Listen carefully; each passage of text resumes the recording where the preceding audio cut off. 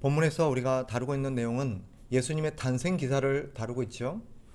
너무나도 우리가 익숙하고 또 어떤 면에서는 식상한 내용이다 보니까 이 말씀이 주는 가치와 무게, 그리고 이 말씀이 우리에게 얼마나 중요한 진리를 일깨우는지를 가끔은 놓치고 살아갑니다. 사실은 예수 그리스도에 대한 가장 중요하고 가장 보편적인, 그리스도인이라면 반드시 알아야 될 가장 핵심된 어떤 진리가 오늘 본문 안에 담겨 있어요. 특별히 예수님이 누구신지, 그분이 이 땅에 오신 목적이 무엇인지가 본문 안에 잘 드러나 있습니다. 하나님은 이 진리를 어떤 방식으로 일깨우시냐면 예수 그리스도의 이름, 예수 그리스도의 그 이름을 통해서 우리에게 이 진리를 계시하시죠. 하나님께서 이 땅에 보내신 우리의 구원자, 그분의 아들의 이름이 뭐라고 가르칩니까? 예수라고 우리에게 말씀하십니다. 예수. 그 예수라는 이름을 통해서 그분이 누구시고 그분이 하실 일이 무엇인지가 계시되고 있어요. 예수의 뜻이 뭐죠? 21절을 다시 보세요. 21절에 보면 이렇게 말하죠. 아들을 낳으리니 이름을 예수라 하라. 이는 이 말은 무슨 말이에요? 그 뜻은, 그 의미는 이런 의미라고 볼 수 있겠죠. 이는 그가 자기 백성을 그들의 죄에서 구원할 자이심이라 하니라. 예수의 뜻은 자기 백성을 그들의 죄에서 구원할 자라는 뜻으로 정리할 수 있습니다. 주님은 분명 구원자십니다. 구원하기 위해서 오신 분이에요. 그러나 오늘 본문에 중요한 진리 한 가지를 우리에게 가르칩니다. 주님이 구원자시고 구원하러 오셨지만 모든 사람을 구원하러 오신 것은 아닙니다.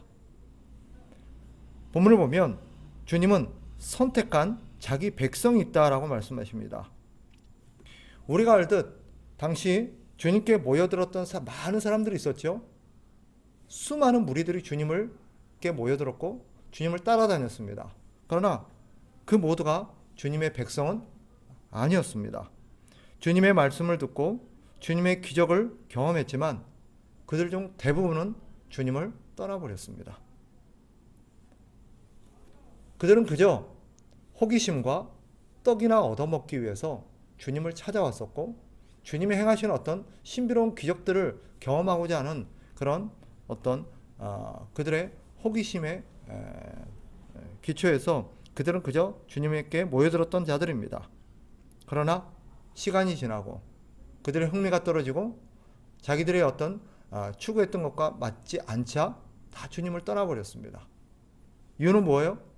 그들이 주님의 백성이 아니었기 때문입니다. 지금도 마찬가지입니다. 이 사실은 우리에게 중요한 한 가지를 일깨워요.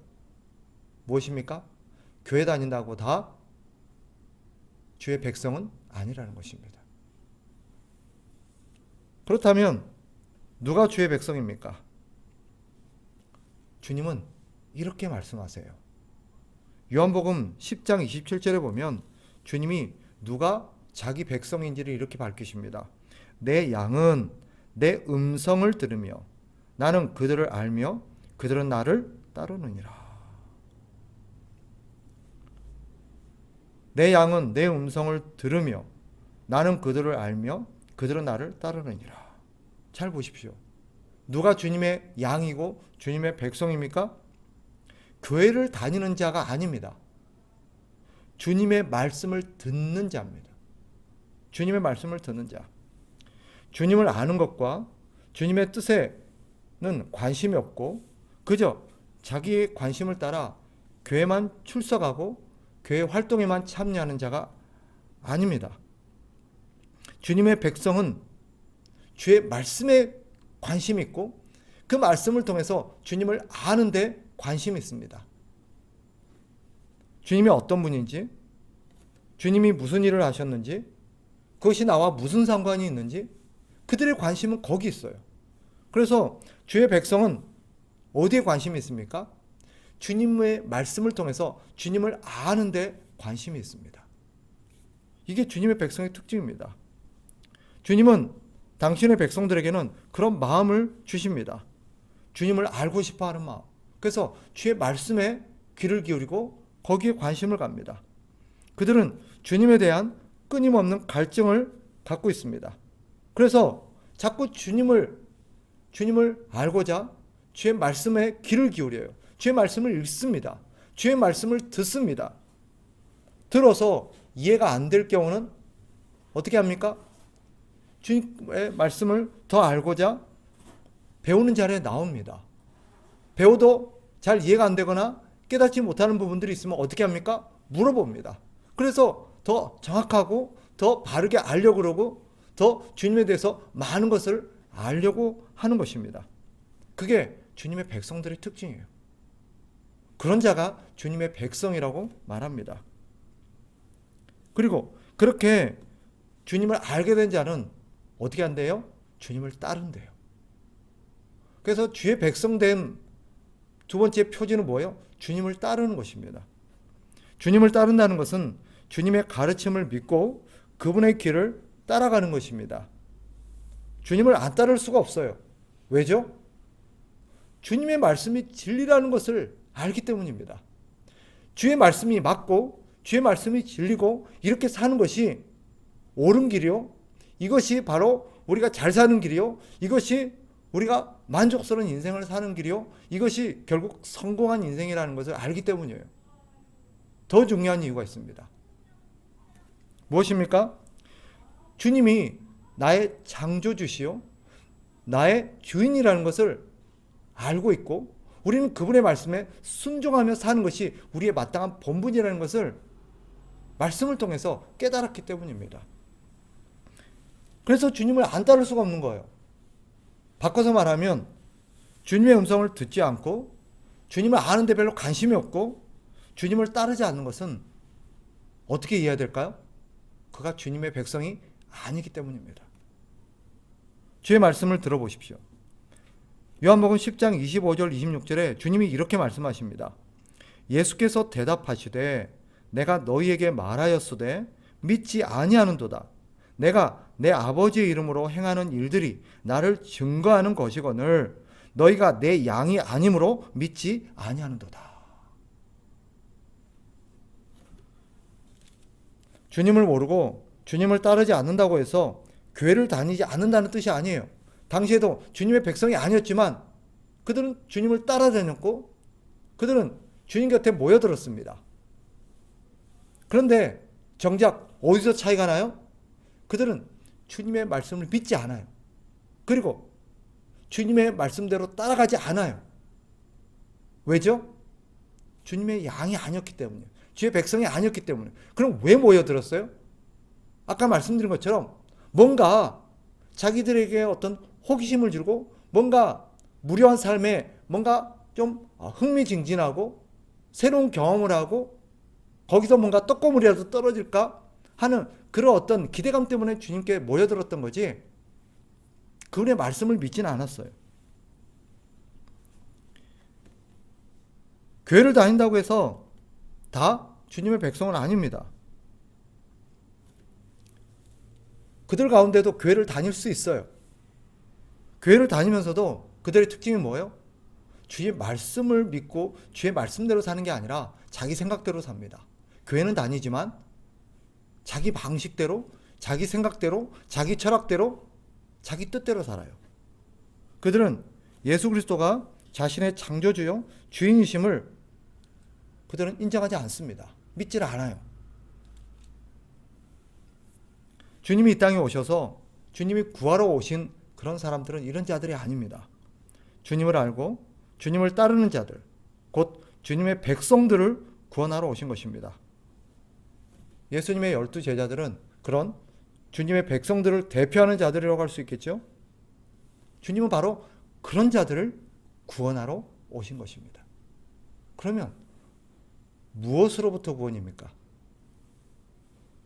21절에 보니까 그들의 죄로부터입니다. 그들의 죄에서 구원할 자시다. 그들의 죄에서 구원할 자다.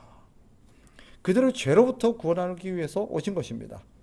죄로부터 구원한다는 것은 두 가지 의미를 내포하고 있어요. 첫째는 그들이 더 이상 죄를 따르지 않고 죄를 버리고 진리를 따르게 하기 위해서 오셨다라는 뜻입니다. 죄는 진리인 하나님의 말씀을 버리고 자기 생각대로 사는 것입니다. 그게 죄예요. 그런 결과물로 나타나는 여러 가지 범법적인 행동들을 그는 범죄라고 하죠. 죄는 하나님의 진리의 말씀을 따르지 않고 진리를 믿지 않고 자기 생각대로 사는 것입니다. 주님이 오신 것은 그렇게 자신의 생각을 버리고 하나님의 진리의 말씀을 따라 살게 하기 위해서입니다. 이것이 우리를 죄로부터 구원한다는 뜻이에요. 또 한 가지는 죄로부터 우리를 구원한다는 것은 죄가 초래한 형벌과 그 결과로부터 우리를 구원한다는 의미입니다. 죄의 결과가 뭐죠? 사망이죠. 고통입니다. 모든 죽음과 질병과 가난과 눌림과 이 모든 것들은 죄가 만들어 놓은 결과예요. 우리 주님이 이 땅에 오신 것은 이런 죄가 만들어 놓은 그런 결과로부터 우리를 건지기 위해서입니다. 그래서 주님이 하시는 사역들을 보면 죽은 자를 살리기도 하시고 질병을 치료하기도 하시고 귀신에게 눌린 자들을 고치기도 하시고 여러 가지 압제로부터 우리를 건지시죠. 이 모든 것은 장차 우리 주님께서 죄로부터 우리를 완전히 구해내셔서 이런 죄로 결과로부터 우리를 완전히 벗어나게 하시고 완전한 자유와 완전한 구원을 얻게 하실 분이라는 것을 미리 보여주는 상징적인 사건들이에요. 아직까지 우리는 죄의 어떤 속박과 죄가 만들어놓은 결과로부터 완전히 벗어나지는 못했지만 주님은 우리를 거기로부터 벗어나게 하시기 위해서 오신 거예요. 그래서 우리 구원이 완성되는 날 더 이상 죽음도 없고 질병도 없고 어떤 압제와 고통들이 없습니다. 주님은 그것을 위해서 이 땅에 오신 거예요.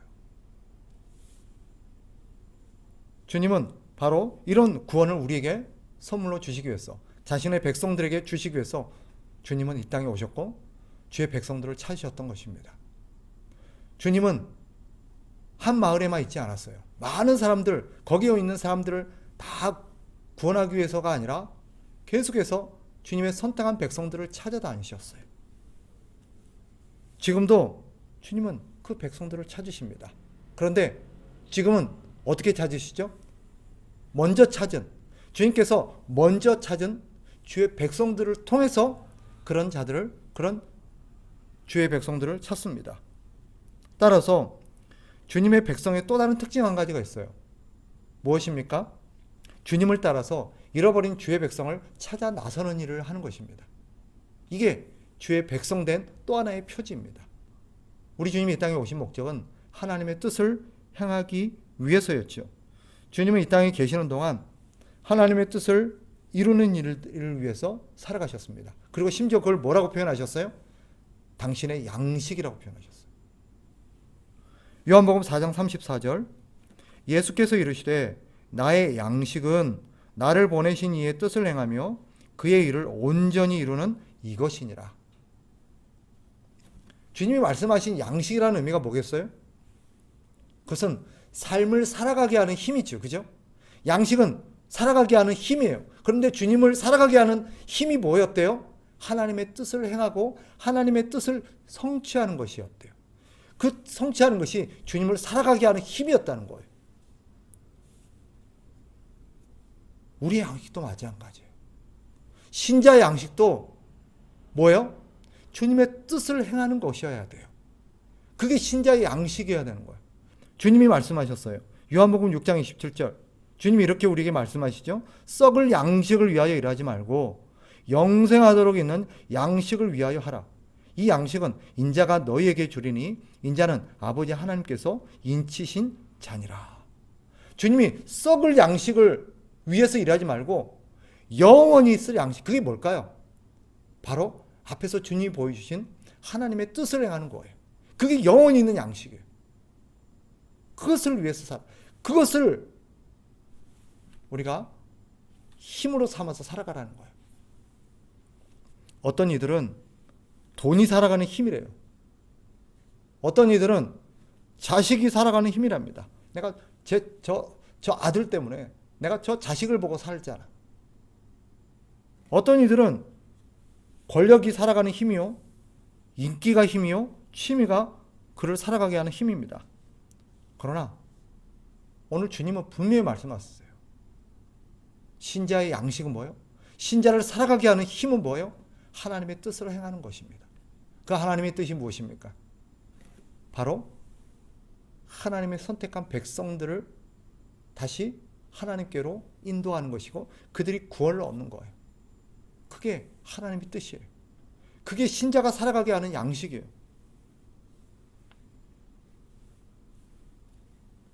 스스로에게 한번 물어보세요. 우리를 살아가게 하는 힘이 무엇입니까?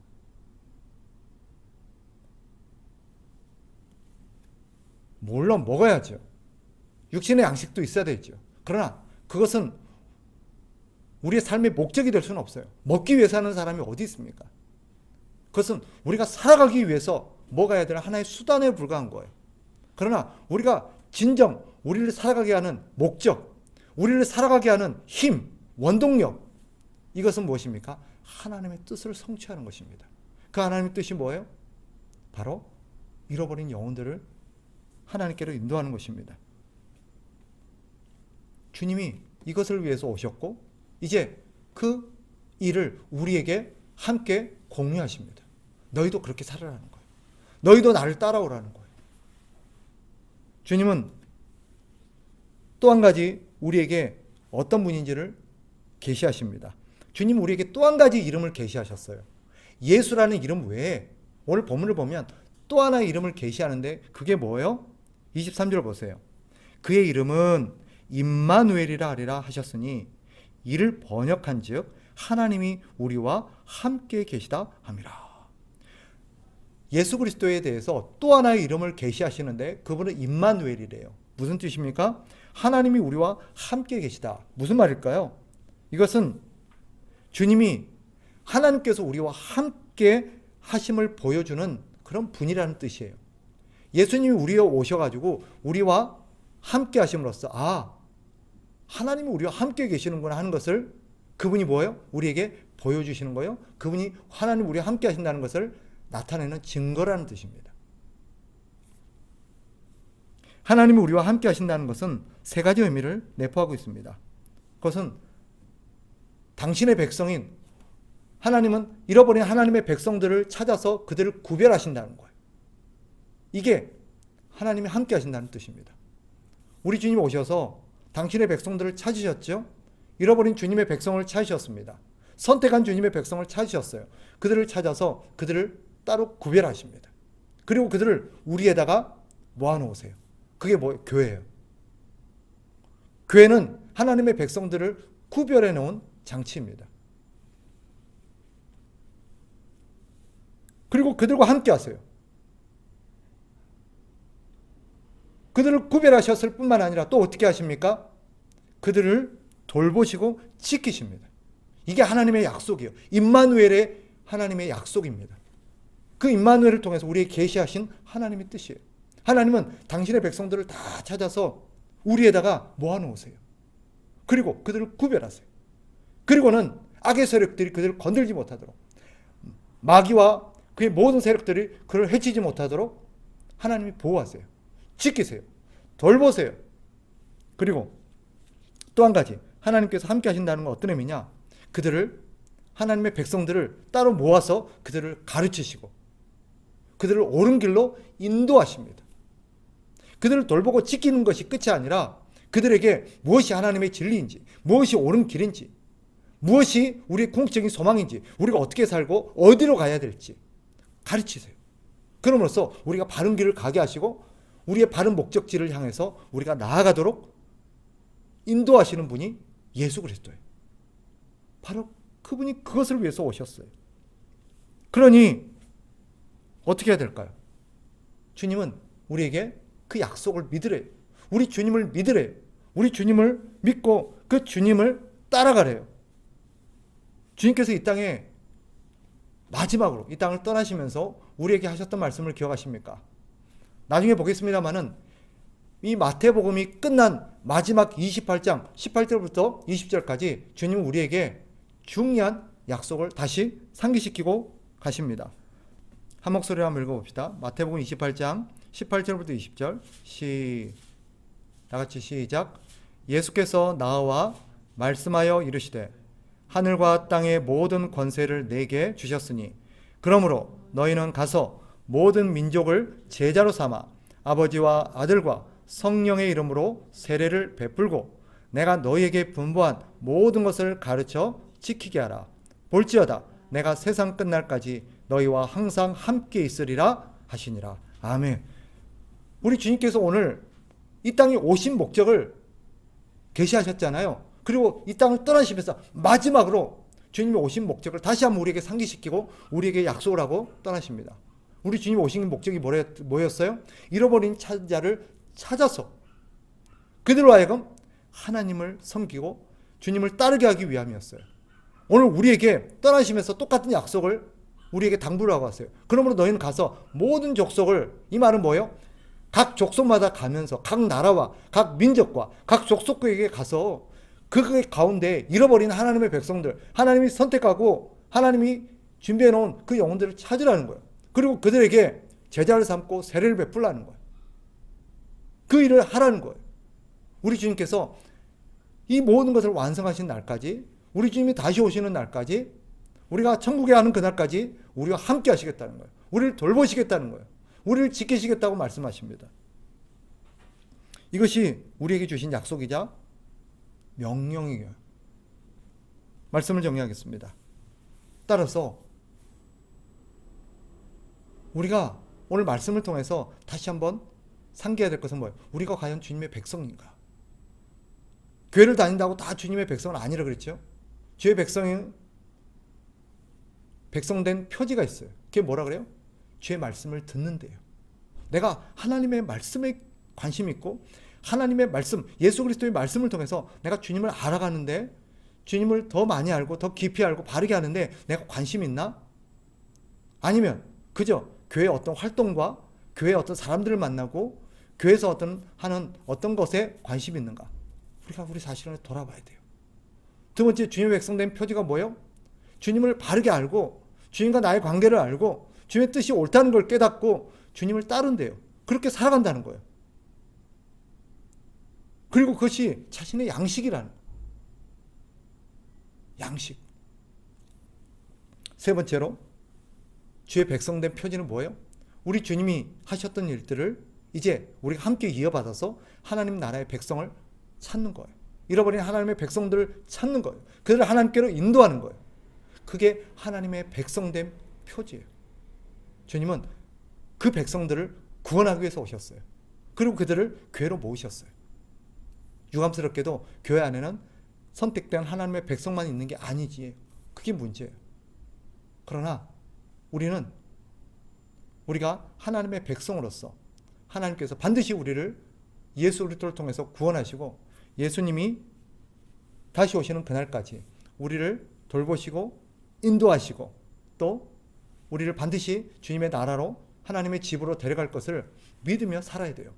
그러나 그때까지 아무것도 안 하고 그냥 있는 뜻이 아니에요. 주님이 우리에게 남겨놓으시고 주님이 우리에게 전수하신 주의 사명들을 함께 성취하며 가야 돼요. 이것이 우리가 양식이 돼야 돼요. 살아가게 하는 힘이 돼야 돼요. 그게 하나님의 백성들의 마땅한 반응이에요. 우리가 하나님의 백성이라면 이렇게 살아야 될 줄 믿습니다. 다시 한번 오늘 하나님의 말씀을, 우리 주님의 말씀을 기억하고 주님이 오신 목적이 무엇인지를 상기하면서 주의 백성된 자로서 우리 주님을 따라 이 땅을 살아가는 저와 여러분 되기를 주의 이름으로 축복합니다. 기도하겠습니다.